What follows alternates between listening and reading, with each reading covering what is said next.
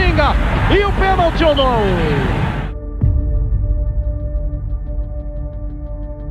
Vai expulsar o Tinga?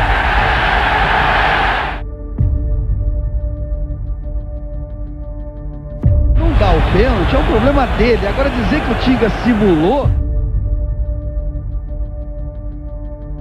O juiz parou e está expulso de campo. É o movimento que ele faz para atingir a nuca. Olha só, O segundo movimento. aquele movimento para atingir o adversário com aquela cotovelada é lance para cartão vermelho. Olha o Rafael Sobis. Essa jogada perigosa, limpou, bateu! Gol!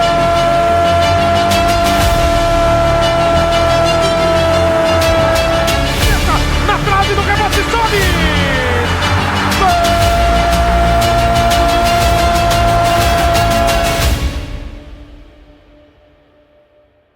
Chegou a hora.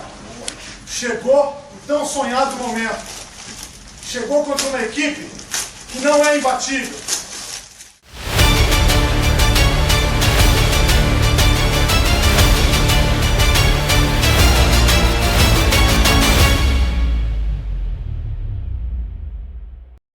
Vamos lá dentro e vamos sair daqui campeão!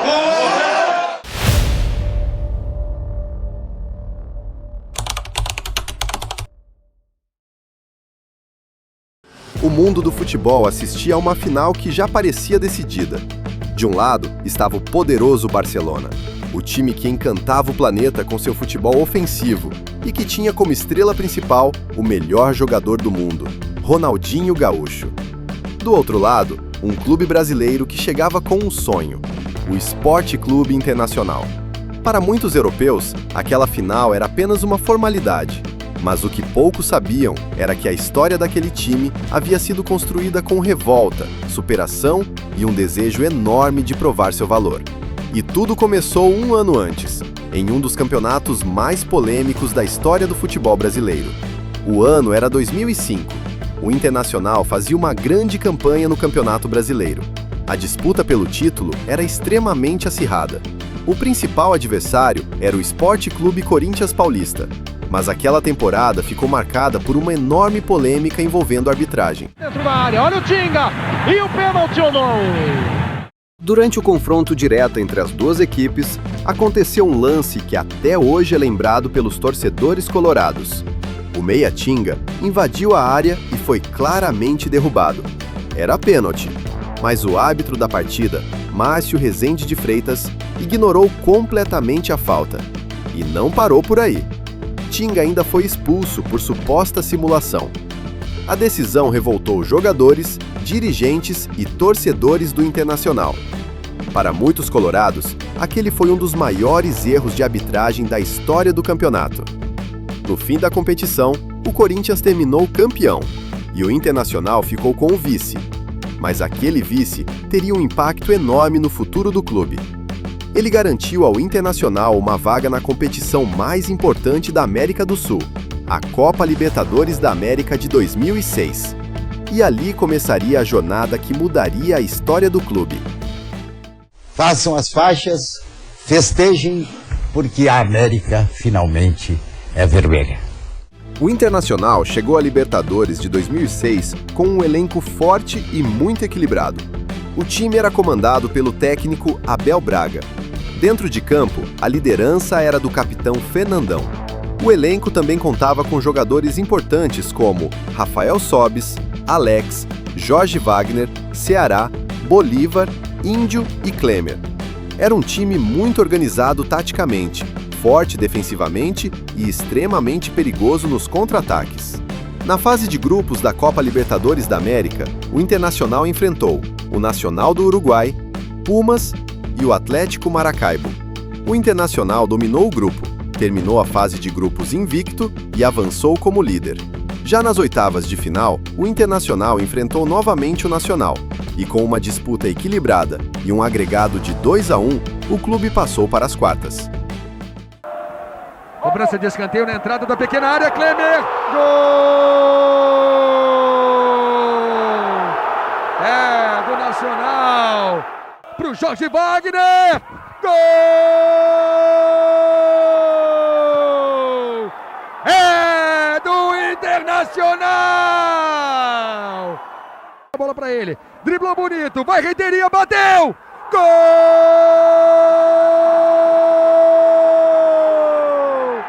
É do Internacional! Nas quartas, enfrentou o LDU e após perder por 2-1 em Quito, na altitude do Equador, o clube precisava de uma vitória. E essa vitória veio. Com gols de Rafael Sobis e Renteria, o Inter venceu por 2-0 o LDU em Porto Alegre e garantiu sua vaga na semifinal. O zagueirão da equipe da LDU bateu, feito! Gol!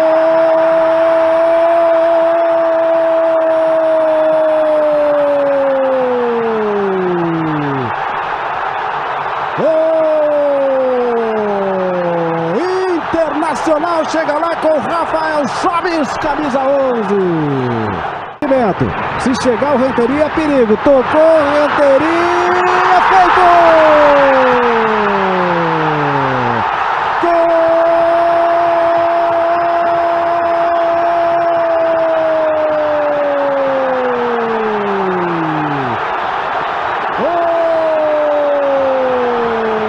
Internacional chega lá com Renteria, camisa 19.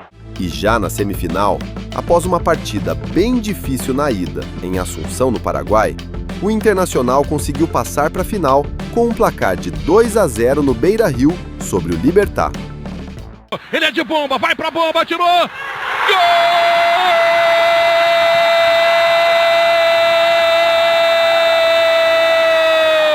Ele é de bomba, ele é de explosão! Lá vai Alex para marcar o gol do Internacional! Pro Fernandão, grande toque, tem Renteria colocada, preferiu o chute, atirou, gol! Gol!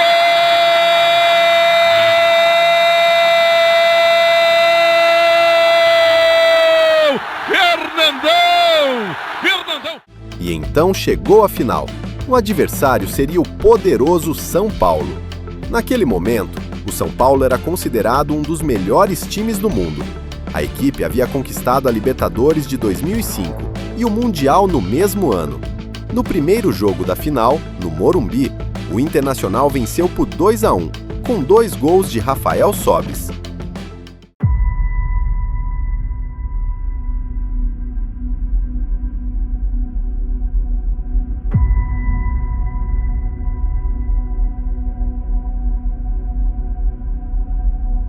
O juiz parou e está expulso de campo. Josué, ele pegou uma falta dura. Os jogadores do Inter não vieram reclamar não do contra-ataque, da vantagem. Vieram reclamar da entrada. Foi uma cotovelada que ele pegou, porque o ar tá por detrás. Olha o Rafael Sobis, recebeu mano a mano. Essa jogada perigosa, limpou, bateu! Gol!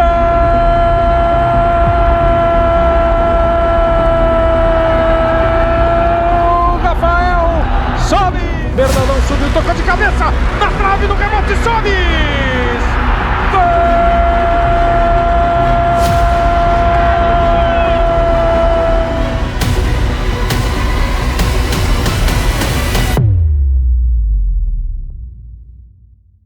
E na volta, no Beira-Rio, o confronto ficou empatado por 2-2, com gols de Fernandão e Tinga. Com um agregado de 4-3, pela primeira vez na história, o Internacional conquistava a Libertadores da América. Pegou, largou, tá viva dentro da grande área. O Fernandão bate. Gol!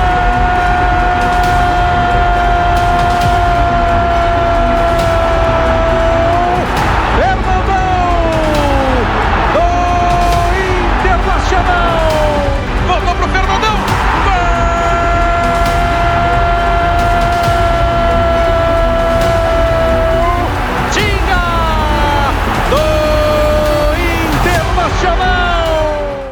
E com isso, o clube se classificava para disputar o tão sonhado Mundial de Clubes.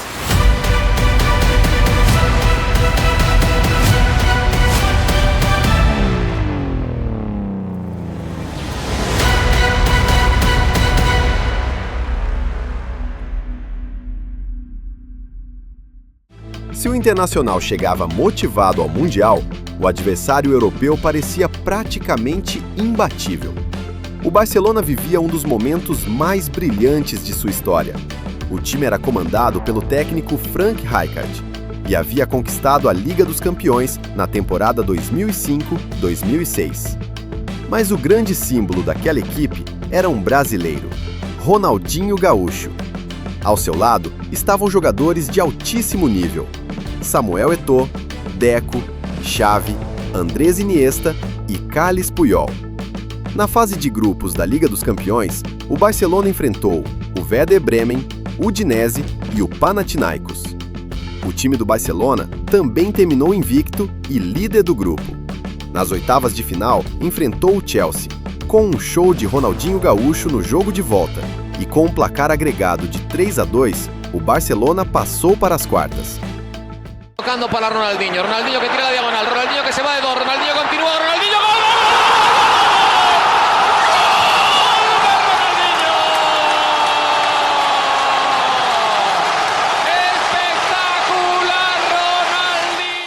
Já nas quartas, teve o duelo mais tranquilo da sua campanha do mata-mata, eliminando o Benfica por 2-0 no Camp Nou. Na semifinal, enfrentou seu adversário mais forte, o Milan. E com um placar apertado no jogo de ida por 1-0 em pleno San Siro e segurando o placar em casa com um empate em 0-0, o Barcelona foi para a grande final. E na grande final, de virada, o Barcelona fez 2-1 no Arsenal e conquistava sua segunda Liga dos Campeões, sendo a primeira e a única Liga dos Campeões de Ronaldinho Gaúcho. Mira el primer palo, Campbell gol. Acaba de adelantar Campbell al Arsenal. Acaba de adelantar Sol Campbell al Arsenal. Minuto 36 de partido, el Arsenal gana uno. ¡Gol!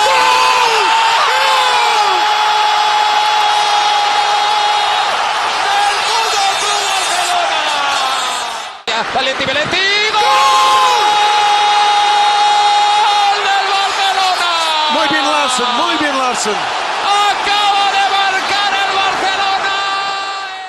Antes de brilhar na Europa, Ronaldinho começou sua carreira no futebol brasileiro e foi justamente no maior rival do Internacional, o Grêmio.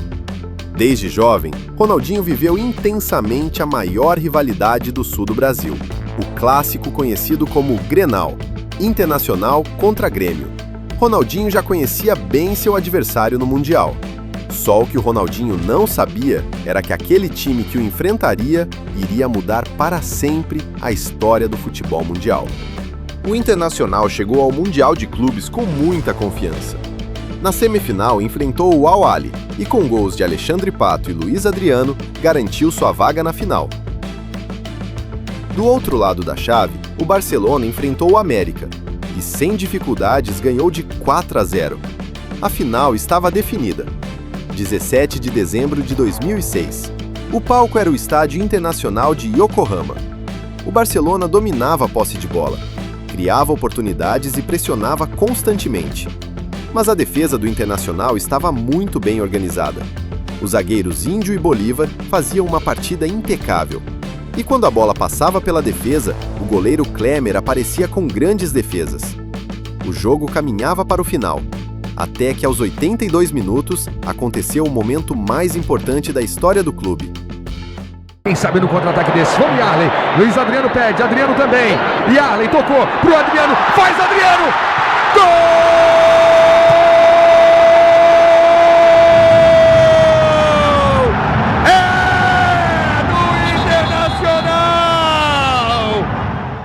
Naquela noite, no Japão, o impossível aconteceu. O Internacional derrotou o melhor time do mundo, o clube que havia sido vice no Brasil apenas um ano antes. Agora era campeão do planeta. O título da Copa do Mundo de Clubes da FIFA de 2006 entrou para sempre na história do futebol brasileiro e também na memória dos torcedores colorados. Ronaldinho, no seu auge, é considerado por muitos brasileiros como o melhor jogador de futebol que já viram jogar, com dribles elásticos, gols antológicos e títulos. Mas mesmo ganhando tudo que um jogador pode ganhar, Liga dos Campeões, Copa do Mundo, Bola de Ouro, tem um título que o Ronaldinho nunca ganhou, um Mundial de Clubes. E é justamente isso que faz o Mundial do Internacional ser tão especial. O Internacional não ganhou apenas uma partida impossível, ganhou seu primeiro Mundial de Clubes contra o melhor jogador de futebol do mundo e, coincidentemente, contra o ídolo do seu maior rival. O mundo ficou vermelho e a Europa finalmente conhecia o Esporte Clube Internacional.